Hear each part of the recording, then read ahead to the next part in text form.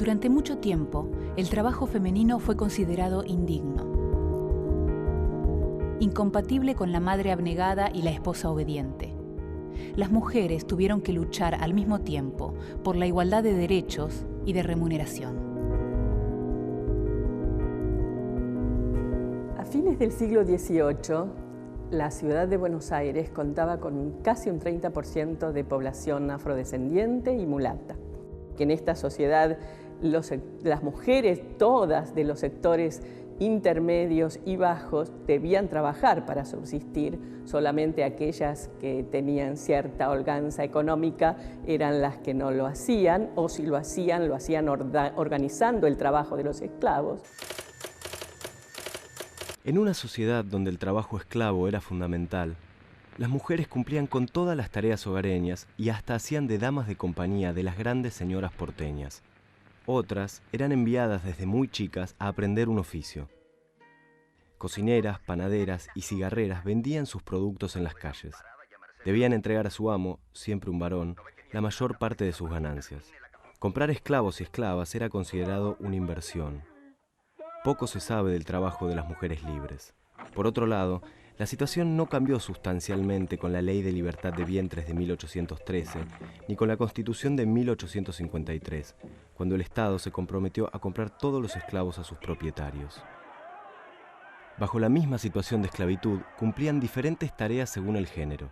Si bien tanto varones como mujeres podían comprar su libertad con su trabajo, los hombres tenían la posibilidad de incorporarse a los ejércitos e insertarse en estas instituciones. Las mujeres, en cambio, siguieron desempeñando los mismos trabajos de la época colonial, con remuneraciones mínimas o inexistentes. El hábito social fue más fuerte que la ley.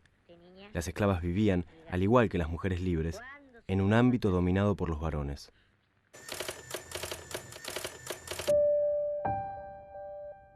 Los primeros trabajos fuera del hogar considerados dignos o aceptables para las mujeres fueron la docencia y la enfermería.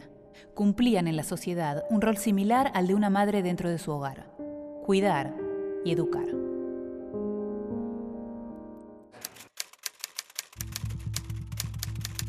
Una nueva moral, no ya religiosa, sino nacida del sentimiento de solidaridad humana, reinará bajo las instituciones femeninas.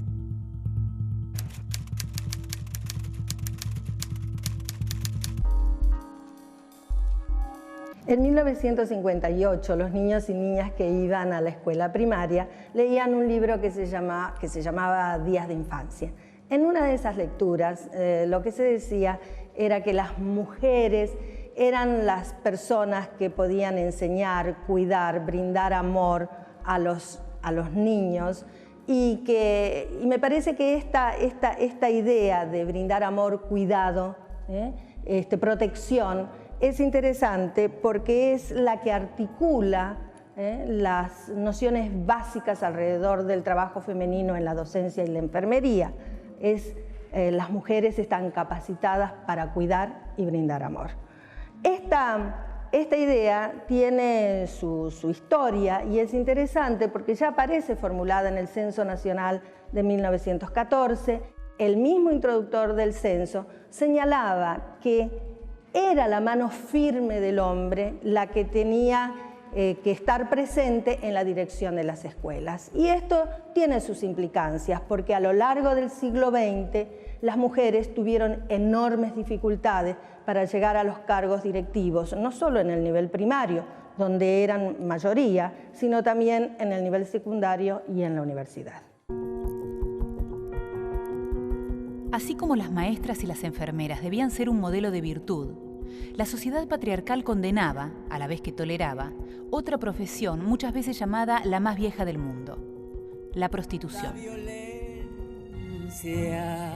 en este medio genera lazos solidarios con sus pares y el deterioro de su autoestima, los efectos negativos de la explotación.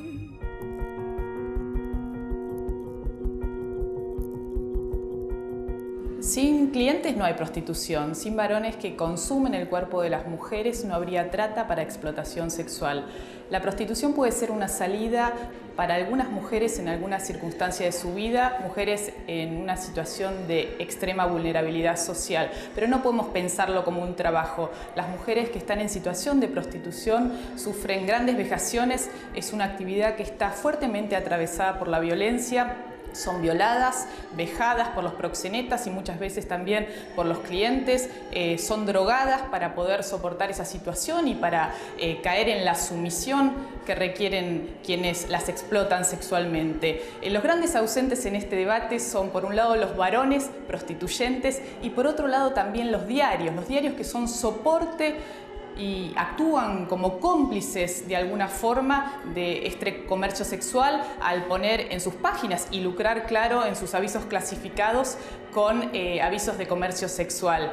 Si no estuviera naturalizado en la sociedad que algunas mujeres nacieron para putas, sería mucho más fácil debatir en torno a este fenómeno, este flagelo, esta problemática. Ninguna mujer nació para puta. Frente a la prostitución, la sociedad patriarcal se mostraba ambigua y la aceptaba como un mal necesario. Con la llegada de la primera ola inmigratoria, muchas recién llegadas fueron sometidas a la trata de blancas. Los varones criollos preferían a las extranjeras. En 1875, la prostitución fue legalizada y reglamentada en Buenos Aires desde una perspectiva sanitarista. Se hacían controles médicos semanales a las trabajadoras del sexo y se ubicó a los prostíbulos lejos de edificios públicos, de instituciones religiosas y de zonas urbanas. Así, se aceptaba la actividad y explotación de las mujeres, pero se la confinaba a un ámbito marginal. El doctor Carlos Gallarani, que participó en la redacción de la ordenanza, afirmaba que la ley no era para amparar a las miserables que hacían comercio de su persona, sino para vigilarlas mejor. Esta situación se mantuvo hasta 1936, cuando la prostitución fue declarada ilegal, hecho que no significó necesariamente un avance. Las redes dedicadas a la explotación de mujeres, adolescentes y niñas siguen existiendo en la actualidad, y la sociedad y los medios de comunicación conservan la doble moral de ver la prostitución como un mal necesario. El cuerpo de la mujer todavía es un objeto de consumo para los varones.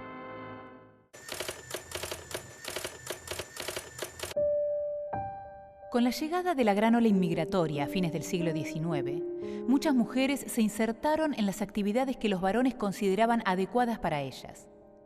De cualquier modo, trabajar fuera de la casa se consideraba un estigma social. La condición subalterna de las mujeres a principios del siglo XX, esto es, las jerarquías de género impuestas por las sociedades patriarcales y sobre todo por la nuestra, significaron una deslegitimidad del trabajo femenino extradoméstico. Se creía que las mujeres solo debían estar en sus hogares y por lo tanto las que más eran hostilizadas seguramente fueron las mujeres de los sectores populares. Muchas inmigrantes encontraban rápidamente trabajo en el servicio doméstico y muchas veces también en el área de la confección y en las industrias frigoríficas, por ejemplo, que consiguieron emplear a un buen número de mujeres. Este trabajo no gozaba de legitimidad social. Se podría decir que el único grupo de mujeres que recibió legitimidad y que se proyectó desde luego de manera muy significativa en nuestro medio fueron las maestras. Para ellas hubo una consagración especial. Las maestras, por otra parte, significaban la continuidad natural de la condición femenina. Las primeras obreras comenzaron trabajando en la industria textil o de la confección, o de fosforeras, alpargateras y empacadoras de la industria editorial.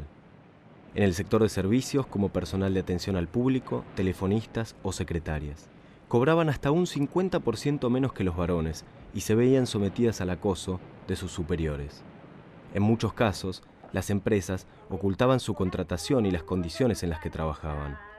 Jornadas de 10 horas diarias, 6 días a la semana, en pésimas condiciones sanitarias. La situación se hacía insostenible y pronto comenzaron los conflictos, donde convergían problemáticas de clase y de género.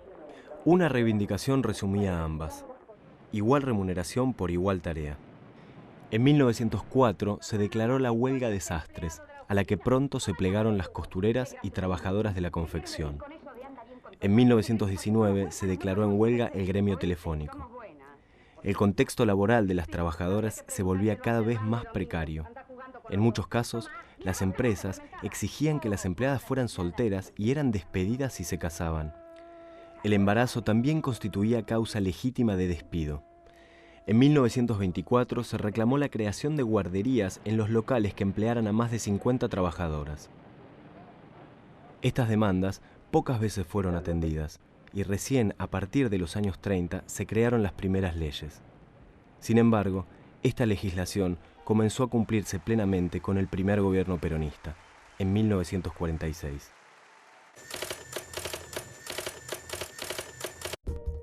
Durante la primera mitad del siglo XX, las mujeres tenían que atenerse a una serie de reglas para conservar su reputación, que se consideraba en riesgo al integrarse al mundo del trabajo dominado por los varones. Una de las maneras que la sociedad patriarcal encontró para incorporarlas fueron los uniformes, el recato estandarizado. El uniforme tiene dos aspectos, uno funcional, concreto y real, que tiene que ver con la protección del cuerpo y el cuidado de la higiene en el lugar de trabajo, y un aspecto simbólico que refiere a la pertenencia a una determinada institución, que puede ser escolar, fabril, carcelaria, militar u hospitalaria. Vuelve al cuerpo visible e intercambiable en el lugar del trabajo, y en el caso de las mujeres, especialmente, neutraliza sus atributos femeninos en un espacio que está gobernado en general por los varones. A fines del siglo XX, para la década de los 80, hay una figura del vestir que se llama power dressing y que tiene que ver con mujeres ejecutivas y profesionales que luchan por ocupar los mismos lugares que los varones y donde se les pide con esta pauta de indumentaria un cierto recato y decoro, sin entrar en la provocación. Por eso no está permitido usar chalecos o suéteres que pongan en evidencia las curvas femeninas. En la actualidad uno puede reconocer en algunas empresas o instituciones lo que se denomina el Casual Friday, que tiene que ver con liberar los días viernes las pautas del vestir para que cada persona se presente desde su individualidad y desde su propia personalidad, cosa que el uniforme no permite porque cubre el propio yo. La sociedad patriarcal consideró que el avance de las mujeres en el terreno laboral atacaba un supuesto orden natural en el que la mujer tenía un rol claro y definido. Las mujeres que vivían en carne propia esta situación no opinaban así.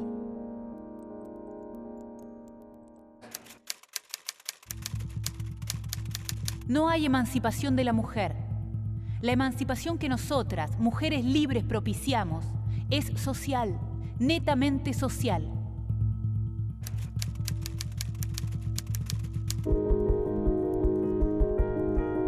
En la década de los 30, las mujeres ocupaban un rol subalterno en el mercado laboral. Tenían que superar dos obstáculos principales: el prejuicio social y la falta de acceso a los estudios superiores. Esto se modificaría en las décadas siguientes.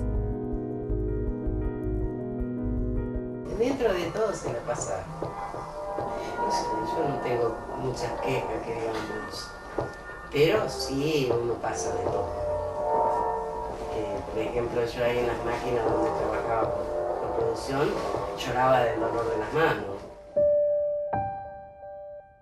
El debate sobre si el trabajo femenino era solamente una cuestión de género o iba necesariamente ligado a los problemas de clase no se había definido en los años 30. Los progresos obtenidos resultaban insuficientes.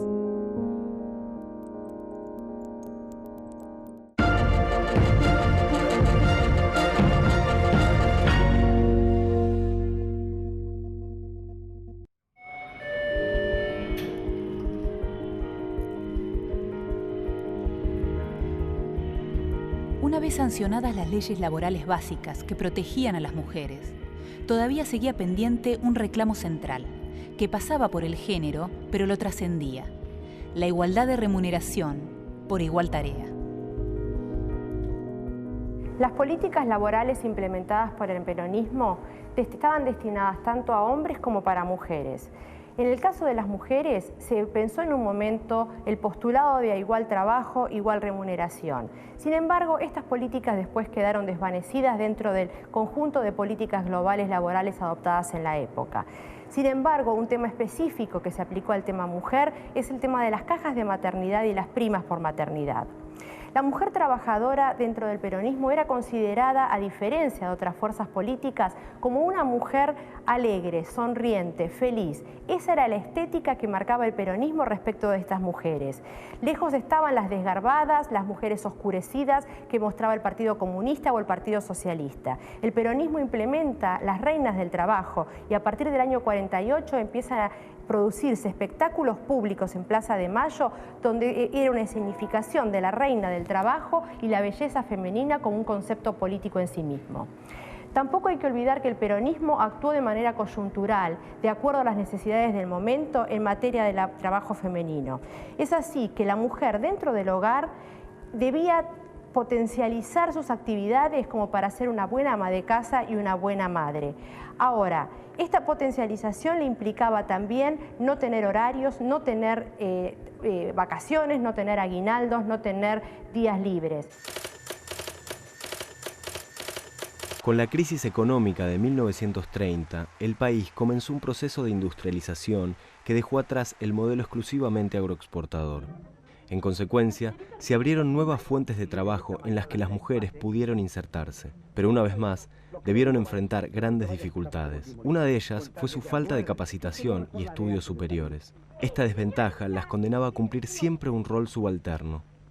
A partir de 1950 y sobre todo en las 2 décadas posteriores, las mujeres de clase media y alta se volcaron masivamente a las universidades. En paralelo, se sancionó una serie de leyes que protegían sus derechos laborales y les otorgaban igualdad ante la ley respecto de los varones. Esta legislación no siempre se aplica. Pese a todos estos avances, la deuda con las mujeres representa un reclamo histórico. La consigna de igual remuneración por igual tarea continúa sin cumplirse.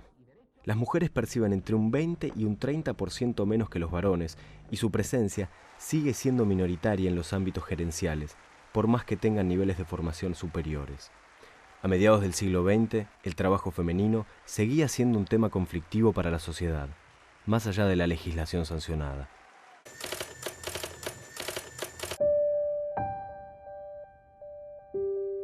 El orden social dominado por los varones continuaba considerando el trabajo femenino como un problema. El ámbito propio de las mujeres todavía se reducía al hogar. El espacio público pertenecía a los hombres. Cederlo significaba ceder el poder.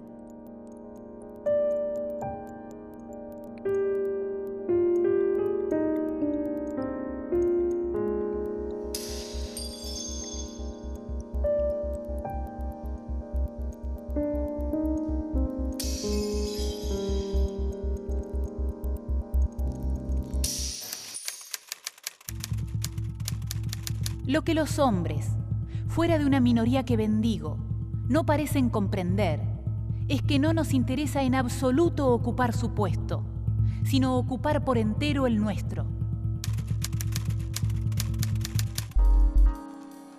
Durante los gobiernos peronistas, el trabajo femenino dejó de ser considerado un problema social. Frases como "el trabajo dignifica" y "de la casa al trabajo y del trabajo al hogar" lo fomentaban. Con el peronismo, las mujeres obtuvieron igualdad de oportunidades en el ámbito laboral y representación gremial propia.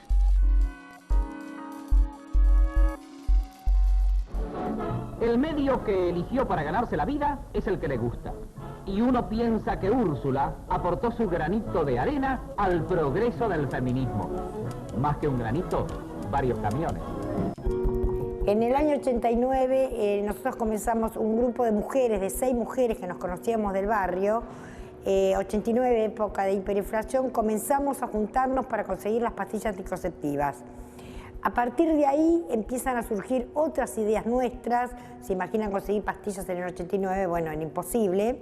Nosotros lo logramos y a partir de ahí es como que nos dio mucha más fuerza para seguir adelante con algo que era muy difícil conseguir. En el 89 nos toca salir a cirugiar a la calle A partir de ahí, digamos, no es lindo revolver una bolsa de basura. Seguimos esas 6 mujeres y empiezan a acoplarse otras mujeres.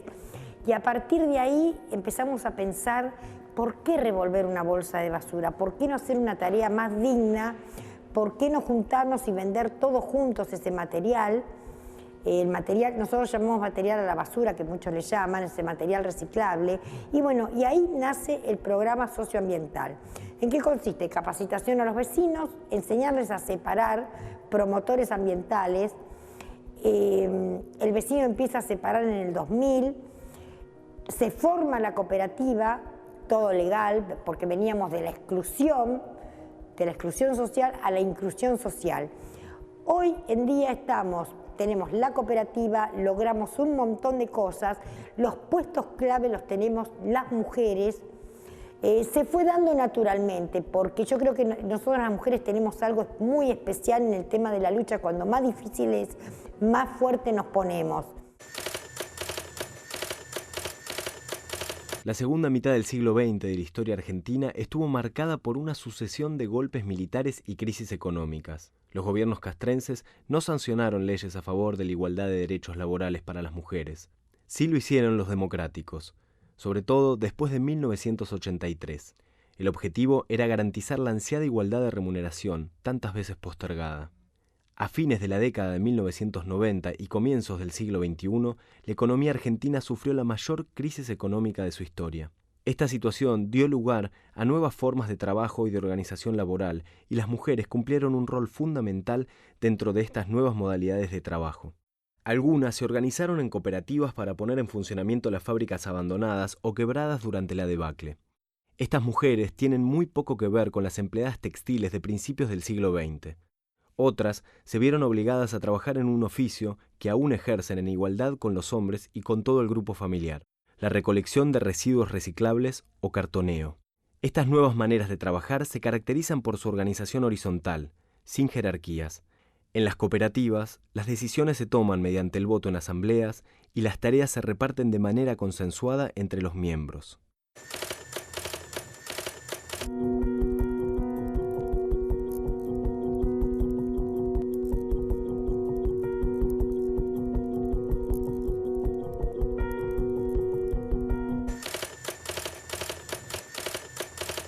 Yo no creo que haya trabajos específicos de mujeres y de hombres, salvo en ciertas cosas, bueno, el rol maternal, si se lo ve como un trabajo, pero después todos los demás trabajos son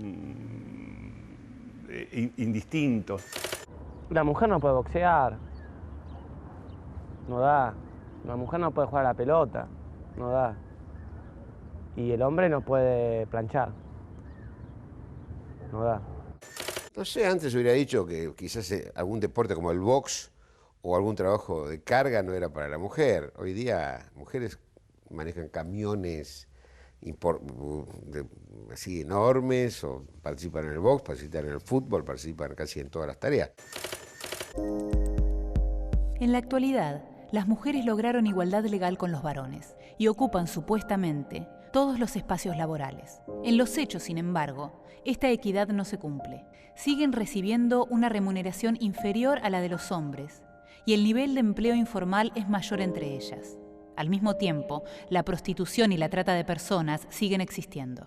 El desafío en la actualidad parece estar más en lo ideológico y en lo social que en la esfera legal. Es la deuda que queda por saldar en el siglo XXI.